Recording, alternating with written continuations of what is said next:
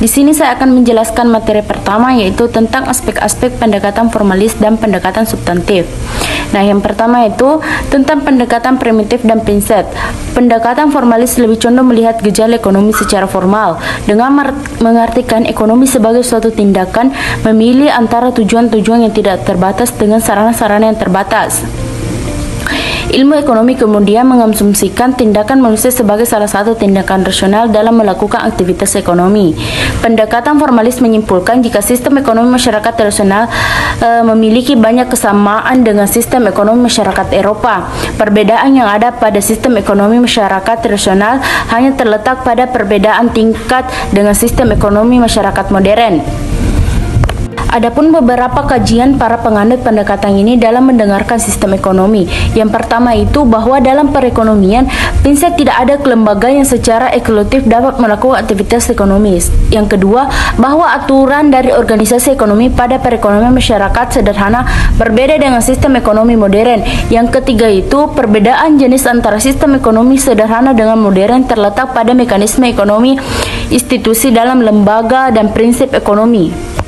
Keberadaan pendekatan formalis yang kuat untuk mengkaji masalah-masalah dalam perekonomian primitif, karena pendekatan ini mampu menunjukkan metode analisis ekonomi sesuai dengan data di lapangan, yang menawarkan bahwa bagaimana data tentang aktivitas produksi dikumpulkan dan dianalisis dengan memakai data alikasi waktu untuk menguji konsep ekonomi dan perekonomian petani. Masyarakat agraris merupakan komunitas pedagang yang mempunyai karakteristik kompetitif. Pasar sebagai salah satu jaringan sosial di mana anggota-anggotanya membentuk ikatan-ikatan berasas guna dalam setting kultural atau kultural setempat. Adapun perkembangan pendekatan formalis ditandai oleh munculnya teknik-teknik pengumpulan data kualitatif, sehingga memungkinkan peneliti bisa menarik kesimpulan bahwa teori ekonomi klasik bisa dipakai untuk menjelaskan fenomena ekonomi dalam masyarakat sederhana. Yang ketiga itu kritik terhadap pendekatan formalis dan pendekatan substantif. Kelemahan pendekatan formalis terletak pada pengujian di lapangan yang tidak memberikan jawaban mengapa banyak kegagalan pembangunan ekonomi di negara berkembang dan terjadinya penyimpanan arah perkembangan ekonomi. Bahkan diuraikan kritik tajam terhadap pendekatan ini oleh kaum-kaum yang menganut pendekatan substantif. Yang pertama yaitu pada masyarakat sederhana atau primitif tidak berlaku prinsip-prinsip ekonomi. Yang kedua, sumber-sumber terbatas yang diungkapkan ahli ekonomi formal tidak berlaku umum pada hakikatnya, yang dikatakan sumber-sumber itu terbatas dan kebutuhan itu tidak terbatas.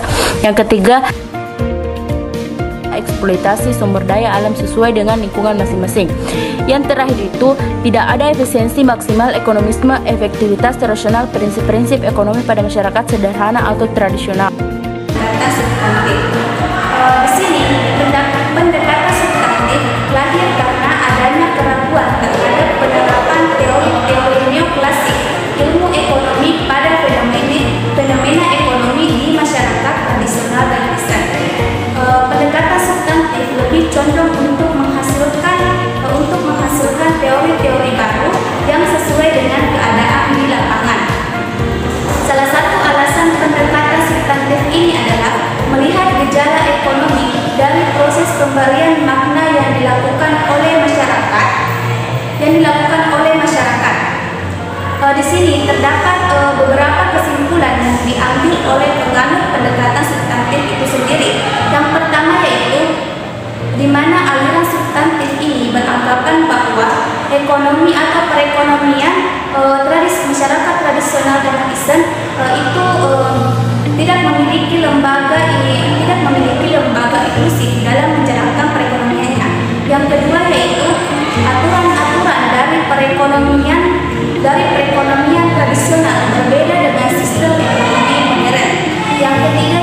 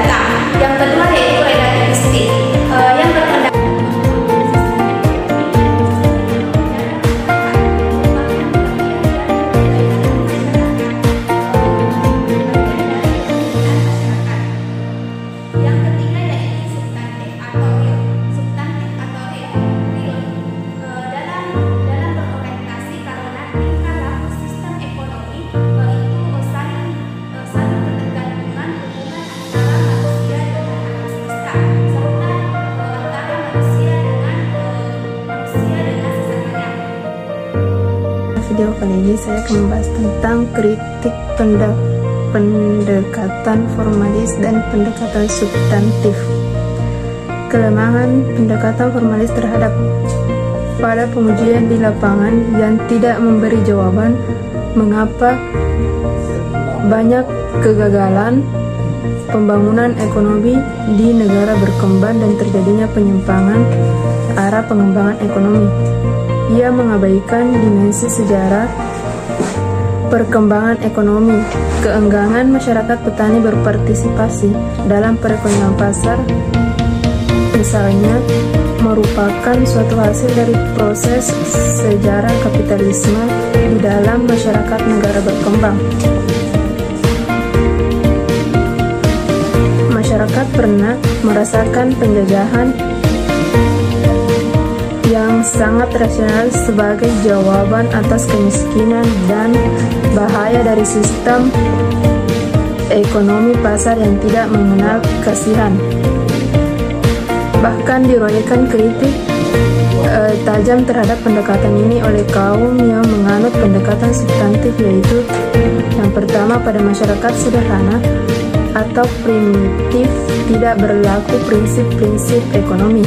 Yang kedua, sumber-sumber terbatas yang diungkapkan ahli ekonomi formal tidak berlaku pada hukum.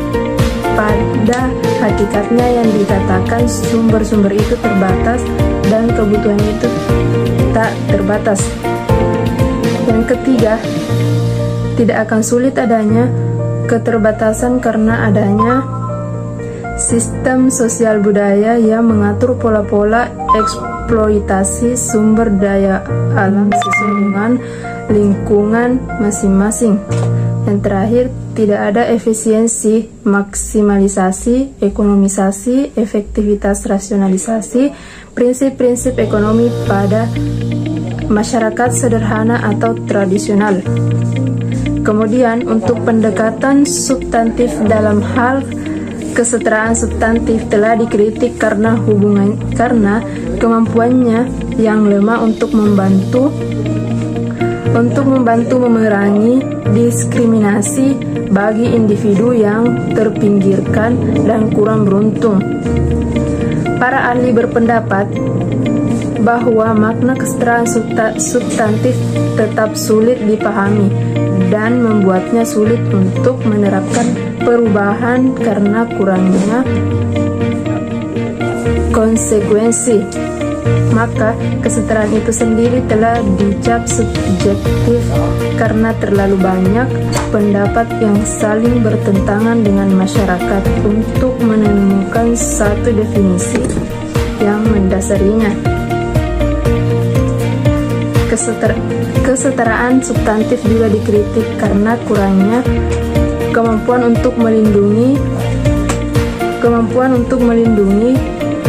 individu dari diskriminasi dan karena terlalu menekankan kompensasi daripada mencegah terjadinya diskriminasi. Kesetaraan substantif adalah konsep yang diperdebatkan dengan baik di mana para sarjana negara dan hukum harus bekerja sama untuk menyepakati definisi dan kerangka kerja yang tepat untuk implementasi. Aspek perspektif Marxisme. Marxisme merupakan suatu perspektif yang telah dikemukakan oleh Karl Marx pada abad ke-19, di mana Marxisme memiliki sebuah pandangan, yaitu teori ini dibentuk untuk membuat sebuah tatanan dunia yang tidak memiliki kelas maupun kesenjangan sosial. Nah, Karl Marx ini merupakan seorang ekonom dari filsuf ekonomi politik yang berasal dari Jerman. Menurut Karl Marx, mencetuskan teori ini karena adanya pembagian kelas antara kaum bourgeois atau para kapitalis dan kaum proletar atau para pekerja, yang kemudian akan terjadi konflik di antara keduanya. Selain itu, yang perlu kita ketahui bahwasannya Marx berpendapat bahwa pertumbuhan kapitalisme bukanlah suatu yang negatif atau kemunduran, tetapi kapitalisme merupakan suatu kemajuan dalam dua hal. Hal yang pertama yakni kapitalisme menghancurkan hubungan produksi sebelumnya seperti feodalisme yang merupakan suatu hubungan produksi perbudakan buruh petani yang lebih eksploitatif. Nah, kapitalisme bisa dikatakan sebagai sebuah langkah menuju untuk para buruh yang bebas menjual kekuatan kerjanya untuk memperoleh imbalan yang terbaik dan sebanding dengan pekerjaan yang telah dilakukan. Hal yang kedua yakni kapitalisme membuka jalan bagi revolusi sosial di mana alat-alat produksi akan ditempatkan dalam kontrol sosial bagi keuntungan kaum proletariat itu sendiri. Nah, adapun kesimpulan pada teori ini bahwasannya Marxisme memiliki pemikiran bahwa kesenjangan sosial dengan membeda-bedakan kelas di antara manusia harus dihapuskan dan dilawan untuk mewujudkan keadilan bersama. Nah, teori Marxisme ini teman-teman terfokus kepada permasalahan ekonomi dan aspek material. Walau bagaimanapun juga, kemunculan perspektif Marxisme dianggap masih belum sempurna dan masih terdapat banyak kekurangan. Maka dari itu muncullah perspektif strukturalisme yang merupakan aplikasi penyempurna dari perspektif dan teori Marxisme dan merupakan sebuah kritik bagi Marxisme itu sendiri. Selanjutnya yang akan saya jelaskan adalah neo-Marxis. Langsung saja, Karl Marx tahun 1818 sampai 1883 bukan antropolog. Dia juga tidak menganggap dirinya demikian, tapi bahkan antropolog konservatif yang melihatnya seonggok ideologi bangsu di pojok kumuh di dunia kapitalis. Mau tidak mau harus memperhatikan berbagai unsur gagasannya tentang manusia, masyarakat, dan kebudayaan. Pengabdosian gagasan Marx sebagai suatu pendekatan dalam ekonomi baru terpecah menjadi tiga golongan, yaitu kultural material, struktural Marxis, dan neo-Marxis. Teori Marxis membedakan sistem ekonomi atau berbagai pertalian sosial dan teknologi produksi dan lembaga politik hukum dan ideologi yang hanya menopangnya. Istilah neo-Marxis di sini dipakai untuk menyebutkan secara leluasa para penganut ekonomi baru yang berada di luar lingkaran struktural Marxis yang anut terutama oleh para pemikir Prancis. Pengikut neo-Marxis seperti Godelier atau dalam Keesin tahun 1999 ketika mencari dalam karya Marx sendiri dasar yang lebih kukuh bagi antropologi ekonomi menolak determinisme ekonomi. Dalam sistem sosial kompleks, hasil kerja manusia dihimpun dalam bentuk kekayaan, bentuk fisik, bayi munang, kota pengairan, peternakan, piranti dan